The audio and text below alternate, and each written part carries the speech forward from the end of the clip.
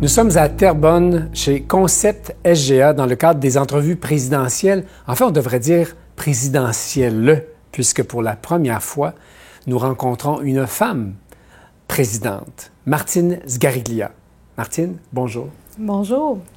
Alors, Martine, devenue présidente il y a un certain temps, mais il y a quand même tout un parcours qu'on pourrait rappeler dans l'entreprise. Alors, vous y travaillez depuis combien d'années? Puis quels sont les principaux échelons qui vous ont amené jusqu'à prendre sa tête?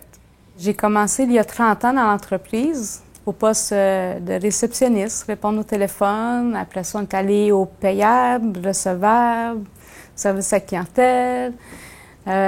Autour de 96, j'ai pris le poste de contrôleur financier. Puis en 2003, on a embauché un contrôleur financier pour me remplacer pour que je puisse me concentrer à la direction générale. Alors, Concept SGA, le SGA vaut pour Sgariglia, qui est le nom de famille, le vôtre, puis celui de votre père, Jean, qui a fondé l'entreprise en 1989. Il est toujours à l'emploi, vous êtes présidente, c'est une cohabitation, comment ça fonctionne? Oui, bien, on a commencé à penser à la relève en 2003, justement, avec des experts qui nous ont fait cheminer tout le long de l'entreprise. Il y a eu un gel successorial, il y a eu plusieurs étapes de passé. Puis, je dirais que depuis 7 ans, j'ai le rôle de président officieusement dans l'entreprise, mais ça a pris un bon 3 ans avant que sur mes cartes d'affaires, j'aille le mot coprésidente. Et c'est seulement en juin 2019 qu'après mûre réflexion, qui a passé le flambeau en surprise au party des 30 ans de l'entreprise devant les employés. C'était quand même quelque chose, un cheminement que je crois qui n'a pas été nécessairement super facile quand la seule passion d'un chef, c'était son entreprise. Mais ça va très bien au fil des années. Je me souviens une journée qu'on est dans une rencontre de club de chefs d'entreprise où ce que les chefs ont invité leur relève. Fait qu'on est 8 chefs, on est 8 relèves, puis ils commencent à expliquer qu'en tant que chef d'entreprise, c'est parti d'une compagnie à zéro, comme un enfant construit son jouet. Puis au moment qu'il a mis, au fil des années, beaucoup d'heures, beaucoup d'argent, beaucoup de travail, ils ont traversé des tempêtes, bien nous autres, les relèves qu'on arrive, on veut aussi la faire évoluer puis prendre notre place, puis on donne l'impression qu'on veut les tasser. Fait que depuis ce temps-là, je me suis toujours dit, c'est pas ça que je veux. C'est vrai qu'il a construit quelque chose d'écœurant, puis tant qu'il veut être avec nous autres, participer, être heureux, s'occuper des projets spéciaux, il a sa place. Il sera toujours le fondateur de l'entreprise, puis c'est ce qui fait que notre communication, puis qu'on travaille dans le respect mutuel, toutes les deux. Est-ce que, Martine, vous pourriez dire à la lumière de votre propre exemple, puis compte tenu que vous vous êtes engagé auprès d'autres entreprises pour les aider dans cette fameuse passation là, vers la relève, qu'un des ingrédients du succès, c'est, entre autres, de se mettre à la place de l'autre pour essayer de sentir qu'est-ce que l'autre vit? Est-ce que c'est un des ingrédients du succès? Oui, exactement.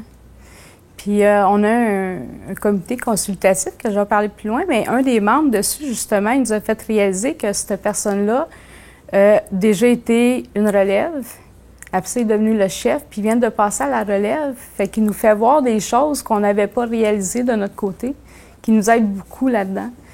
Là, ce qu'il a compris au printemps, même cet été, c'est que son rôle est devenu un rôle de propriétaire d'entreprise. Ouais. Fait qu'il se voit un peu comme le Molson et moi le Bergevin. Oui. Puis là, il s'amusait à dire que maintenant, il était concierge, mais il s'est rendu compte que conseiller était plus payant pour lui que d'être un concierge. Mais juste le fait qu'il voit ça comme ça, il voit que son rôle est aussi important qu'avant, mais différent. Vous avez parlé tout à l'heure de comité consultatif. Est-ce que je dois comprendre que Concept SGA, malgré l'ampleur de l'entreprise aujourd'hui, vous n'êtes pas doté d'un conseil d'administration à proprement parler? On a un conseil consultatif depuis 20 ans, dont les membres changent continuellement. À tous les 2-3 ans, on a des gens qui partent puis des nouveaux qui arrivent selon où ce qu'on veut aller. Fait qu'on s'assure de prendre des gens qui l'ont pas nécessairement eu facile, qui ont fait des erreurs, qui ont fait des tests, mais qui ont beaucoup d'expérience, mais surtout qui ont réussi à aller où ce qu'on veut aller pour nous aider à aller plus vite. Vous avez fait allusion à Marc Bergevin, à Molson, et donc au coaching. Je pense que le coaching joue un rôle important dans votre cheminement pour vous rendre à la présidence, puis vous continuez d'être conseiller aujourd'hui. Pour moi, c'est important parce que j'ai toujours voulu apprendre puis évoluer. Puis je me dis, ce qu'on apprend aujourd'hui, c'est où ce que ça va nous emmener dans le futur puis demain. Fait que, puis être entouré des gens qui sont plus forts que nous, c'est ce qui nous fait se surpasser. Fait qu'une des choses que j'ai fait, c'est d'aller à l'école Entrepreneurship de Beauce, que j'ai gradué il y a 7 ans, qui est quand même un parcours de 2 ans et demi, qui est 15 séjours de 4 jours sur campus, où on a la chance d'être formés. C'est une des seules écoles, je pense que c'est la seule école où des entrepreneurs sont formés par des entrepreneurs de haut niveau. Puis j'ai eu la chance de côtoyer des Laurent Baudouin, Alain Lemaire, Aldo, Marc Dutil, Christiane Germain, puis plein d'autres aussi forts un que l'autre.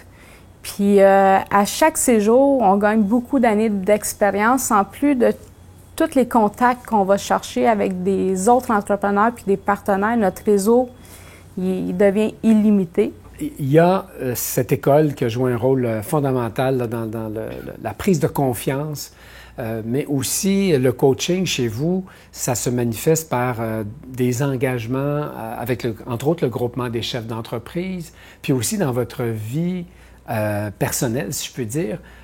Vous offrez aux autres aussi de votre propre expérience, de votre propre compétence ici dans la région des Moulins. Est-ce que vous voulez nous en parler un peu? Oui, le groupement des chefs d'entreprise, je suis membre depuis plus de 20 ans dans différents clubs, puis ça nous apporte énormément de soutien d'être avec eux. J'ai eu des coachs personnels depuis au moins 20 ans que j'ai régulièrement aussi. J'en ai encore aujourd'hui. Puis pour moi, c'est important de redonner au suivant ce que moi j'ai reçu et que je continue de recevoir. Fait qu'en ce moment, je suis membre de 2 comités, deux conseils de comités de la région, dont celui d'investissement de la région des Moulins, de Terrebonne-Mascouche, qui aide des entreprises côté financier. Et j'ai aussi le nouveau comité de l'ANODIA d'Investissement Québec qui a été mis en place dans 17 régions au courant de l'année pour aider l'économie. Sur plusieurs comités où vous êtes engagés, il y a pas des normes, mais on essaie en tout cas d'équilibrer les genres, c'est-à-dire d'avoir un certain nombre de conseillers, de conseillères, hommes et femmes. Est-ce que c'est une question qui vous soucie? Puis est-ce que le fait d'être une femme comme patron, ça change quelque chose, vous pensez? Je me considère plus comme une femme leader qu'une femme patron ou une femme boss qui est dirigeante d'entreprise. Puis moi, personnellement, au sein de mon entreprise, j'ai pas senti que ça changeait quelque chose. Je pense qu'il y a différentes personnalités. Est-ce que la femme est plus humaine ou est moins directe? Mais je crois pas. Je pense que c'est seulement notre personnalité à nous qui l'est. C'est vrai qu'actuellement, on entend beaucoup parler de promouvoir les femmes au sein des entreprises, de présidentes, de comités d'administration. Il y a énormément de financement, d'associations, de comités qui se mettent en place pour promouvoir cela. Même des fois, on dirait que c'est trop, mais en tout cas, on va en profiter. D'ailleurs, au courant des dernières semaines, j'ai été choisie parmi 20 femmes entrepreneurs pour avoir une formation en gouvernance d'entreprise avec Desjardins Capital pour augmenter la présence des femmes dans le conseil d'administration. Mais si je faisais le tour de votre entreprise, là, puis que vous me présentiez les membres de vos bras gauche et vos bras droits, là, ceux qui font partie, si on veut, de la direction de Concept SGA, est-ce que, dans les faits, je remarquerais une présence féminine plus importante? Oui, mais c'est vraiment pas voulu. C'est même pas, c'est pas recherché, c'est pas voulu. On passe les entrevues à égalité, mais oui. Puis si on va du côté de l'usine, c'est encore une présence masculine. Oui, mais c'est encore impressionnant parce qu'il y a beaucoup de femmes qui veulent travailler en usine. Puis on est parti, à un moment donné, on avait la première, la deuxième, puis là, c'est 60 hommes, 40 femmes quand même, présentement. Est-ce qu'il y a encore, pour cette partie de l'entreprise de distribution puis de manufacturation, une problématique physique, dans le sens que, est-ce que malgré la technologie, peut-être même la robotisation, on a encore besoin de force physique? Oui, on a encore besoin de force physique. Il y a beaucoup de projets qui s'en viennent, mais actuellement, c'est sûr et certain qu'une porte, à quelque part, il faut la lever, il faut la mettre sur une palette, il faut la bouger. Fait que ça demande une force physique, mais on va devoir changer les choses parce que c'est pas juste la femme qui veut pas forcer, c'est aussi la nouvelle génération. Fait qu'on n'a pas le choix de trouver des solutions de ce côté-là aussi. Et donc, ça fait partie des choses en chantier chez Concept PGA? Oui, ça fait partie des choses en chantier. Dans les jalons importants, dans l'évolution de Concept PGA, il y a la construction d'une toute nouvelle entreprise. Oui. Moi, j'aimerais ça que vous nous reportiez à 2017, puis aussi à l'ouverture à l'été 2018, je crois. Pourquoi, en cette période, avoir investi dans plus grand, dans plus, pas plus luxueux, mais des conditions de vie absolument extraordinaires pour les employés?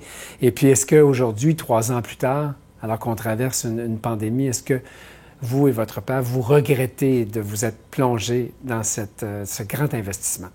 Il n'y a aucun regret, ça c'est sûr et certain, parce que quand nous étions, c'est quand même notre 2e construction à zéro. Fait qu'on avait déjà construit l'autre bord de l'autoroute, une première, 2 agrandissements, fait qu'il n'y avait plus de terrain disponible pour agrandir encore une fois. Puis d'ailleurs, on était tellement à l'étroit qu'on pouvait, le chiffre d'affaires augmentait, puis les opportunités augmentaient, mais on était tellement à l'étroit qu'on ne pouvait plus rien faire dans l'autre endroit. Il n'y avait aucune bâtisse à vendre ou de terrain à vendre de la dimension qu'on voulait.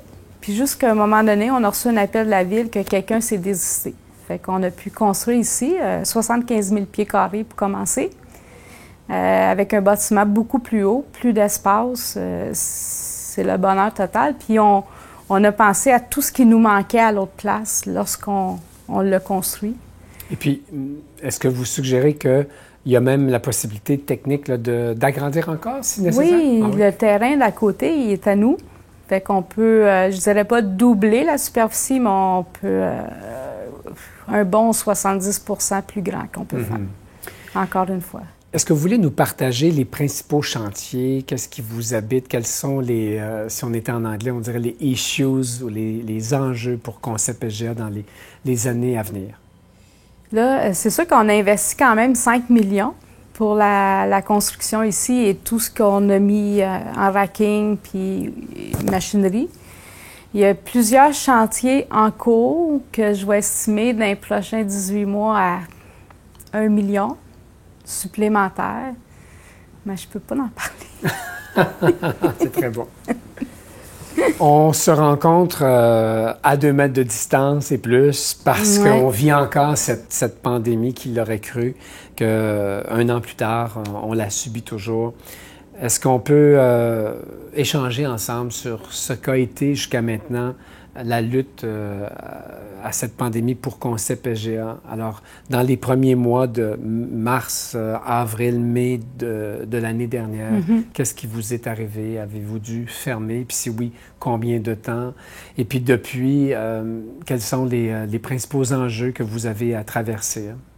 Pour commencer, je trouve que tout le monde devrait être fier de l'année 2020 qu'ils ont traversée, peu importe leur métier, peu importe ce qu'ils font, juste le fait d'avoir été mis dans quelque chose qui était hors de contrôle, déstabilisant en tant que personne, famille, enfant, puis gérer tout ça. Je crois qu'il y a une fierté que chaque personne devrait avoir. Nous, en tant qu'entreprise puis dirigeants, on est formés à être déstabilisés puis de ne pas avoir le contrôle des choses souvent. La seule chose qu'on a le contrôle, c'est notre attitude. Fait que c'est de là que la pandémie, c'est vraiment de contrôler nos émotions, de prendre des décisions, puis de changer souvent de décision, mais de continuer à avancer continuellement là-dedans. C'est ce qu'on a contrôlé, c'est ce qu'on contrôle encore aujourd'hui. À fin mars, on a fermé environ 2 semaines au complet. Je voyais la peur dans les yeux de mes employés, puis il y avait besoin de ce break-là. Je sais qu'il y en a d'autres qui n'ont pas fermé. Nous, on ressentait le besoin de le faire, puis les ramener avec des nouvelles mesures qu'on a mis en place, l'équipe de direction pendant ce temps-là, parce qu'on ne peut pas dire qu'on a fermé sans que personne travaille. On a continuer à la... Je disais qu'on a mis l'entreprise dans le coma pendant 2 semaines et on l'a réveillé. Fait que c'est un peu l'image qu'on a fait. Parmi tout ça, comme la plupart des manufacturiers, on a vécu la pandémie en février avec l'Asie. On a vécu la crise ferroviaire, on a vécu la réouverture, la pénurie de main-d'œuvre, la PCU, le stress des employés qu'on vit encore aujourd'hui. On a un taux d'absentéisme assez élevé relié aux symptômes, aux enfants, aux écoles. Fait que on compense avec tout ça. Là, présentement, ce qu'on vit, qu'on n'a pas vécu dans les derniers mois, c'est vraiment là, puis là, c'est pas fini parce qu'il y a toujours une vague, ça revient en Asie, en Europe, en Amérique, jusqu'à temps qu'on aille trouver, qu'on soit vacciné, si on veut. Là, ce qu'on vit, c'est vraiment relié à la logistique de tout ce qui est les achats, matières premières, transport. Ça devient l'enjeu de la prochaine année parce que le reste, on vit bien. Pas qu'on vit bien avec, mais on s'est habitué, puis on est capable de prendre des décisions, puis trouver des solutions. On s'adapte. Oui. On s'adapte. On s'est adapté, puis c'est devenu comme, pas un automatique, mais on est plus à l'aise. Là, ce qu'on ne contrôle pas, c'est toute la question. Je crois qu'à tous les jours, je me sers à mon bureau, je reçois une augmentation de prix. Après ça, les transports maritimes ont augmenté de 85 dans les 15 derniers mois. Ça n'inclut pas qu'on paye des 1 000 à 2 000, 3 000 $ de plus comme un encan pour mettre la main sur un conteneur et passer devant les gens. Puis encore là, la plupart du temps, ne sont pas disponibles. D'ailleurs, la Chine vient de fermer, puis d'après moi, j'ai au moins 5-6 conteneurs qui ne sont pas partis à l'heure qu'on se parle. Fait que c'est un peu l'ampleur de la situation qui va continuer dans les prochaines semaines, dans les prochains mois. Fait que oui, je suis d'accord, il faut augmenter nos inventaires. On est rendu là, le Just à temps, il est terminé. Oui. Mais il y a un coût à ça. Puis à un moment donné, il va falloir apprendre sûrement à se le partager. Cette crise, quand même, a des impacts sur la santé mentale, sur la santé physique, sans nécessairement dire que parce que vous êtes une femme, vous êtes plus sensible à ces dimensions-là. Mais je vous pose quand même la question, Martine. Est-ce que vous sentez que chez vos proches, puis chez vos employés, il faut se soucier encore plus qu'avant de leur équilibre? Puis est-ce que l'entreprise pose des gestes concrets dans cette direction-là? Oui, dans le fond, j'ai été sensibilisée à l'entrepreneur en santé au moment que j'étais à l'école Entrepreneurship de Beauce. Parce que c'est super important pour être en mesure de prendre des décisions. Puis quand on est trop fatigué, d'être en santé, autant physique que mentale. D'ailleurs, on a fait le Mont Washington en plein hiver, juste l'entraînement qui venait avec.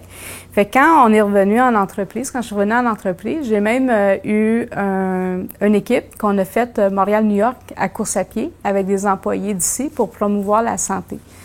Je crois que là, 1 an, il y a eu une infolette de la CUMAT qui disait qu'il y avait des subventions gouvernementales à 80 de subventionnés pour les entreprises en santé. Et on a déposé un plan. Les tables ping-pong puis baby-foot, ça passe pas, mais on a monté un gym, on a changé nos équipements, on a engagé une nutritionniste, une kinésiologue. D'ailleurs, ça a été un petit peu retardé avec l'histoire des mesures du 2 mètres du confinement, mais depuis 3 semaines, chaque employé qui a dit qu'il est intéressé à un plan santé, il a commencé à avoir ses rencontres avec la kinésiologue nutritionniste. Puis on continue de l'avant là-dessus. Pour les employés d'usines de production qui ne veulent pas nécessairement aller dans un gym sur l'heure du midi, aussitôt que les mesures sanitaires vont être finies, dans la subvention, on a des buts de hockey, des bâtons, des choses de basket, fait qu'ils vont pouvoir se changer les idées sur l'heure du dîner en s'amusant entre eux autres. Est-ce que vous êtes cordonnier bien chaussé? Est-ce que Martine s'occupe de sa propre santé? Est-ce qu'elle fréquente le nouveau gym dans l'entreprise? Ça, c'est un endroit où on pensait qu'il ne serait pas fréquenté, mais il est fréquenté. Là, il va falloir sortir même un horaire. On a beaucoup de plaisir. Est-ce que j'y vais tout le temps? Il y a tout le temps des hauts puis des bas, mais c'est sûr et certain que 5 jours sur 7, je fais au moins 30 minutes d'exercice par semaine. Et il y a une méchante différence qu'on arrête de le faire. Là. incroyable. Puis le fait qu'on est plusieurs ici, quand quelqu'un, ça ne tente pas, ben l'autre réussit à l'encourager. Fait que c'est comme une entraide, tout ça, de se mettre en forme, là. Donc, vous faites appel à la solidarité, autant les gens en amont qu'en aval. Je pense que c'est une partie de la solution, c'est-à-dire les groupements, tout comme les marchands, on doit un peu plus être solidaires les uns des autres. Oui, je crois qu'il faut communiquer. Il ne faut pas avoir peur de communiquer, de ne pas avoir peur de se dire la réalité sans nécessairement avoir peur des conséquences, parce que je pense que c'est l'entraide qui va faire qu'on va réussir tout ça. Je crois que les ententes commerciales d'avant COVID étaient pour quelque chose. Je crois que les décideurs d'aujourd'hui doivent se rasseoir ensemble puis mettre au milieu de la table ce qu'on vit chacun, puis trouver la meilleure solution pour que tout le monde en sorte gagnant. Puis il va falloir bouger rapidement parce que les informations changent encore plus vite, les prix changent rapidement. J'ai des produits qui ont augmenté de 40 %. Puis là, la difficulté, c'est que nous, les manufacturiers, où ce qu'on achète, ça bouge rapidement. On le sait des fois quand on place le PO, mais à l'inverse, c'est plus difficile. Mais il va falloir trouver un moyen de s'entraider de ce côté-là. Absolument. Alors, on a parlé de solidarité, mais on est dans un monde capitaliste. Il y a des concurrents. Quelle est la relation ou la position de Concept EGA par rapport à ce qu'on peut appeler la concurrence? Pour nous, la concurrence, ça a toujours été que des gens importants autour de nous autres. On est des concurrents, mais si on n'en a pas, on ne peut pas s'améliorer, on ne peut pas se dépasser, on ne peut pas innover, même si on peut innover puis tout ça, mais ça nous pousse à aller beaucoup plus loin. Puis en particulier quand nos concurrents sont aussi forts que nous. Ça nous oblige à tout ça. Même que dans le marché, il faut faire attention à un moment donné de s'assurer de garder ces concurrents-là pour le bien des groupements d'achat, pour le bien des marchands. C'est juste positif, ça, pour tout le monde, de s'assurer que les concurrents demeurent forts.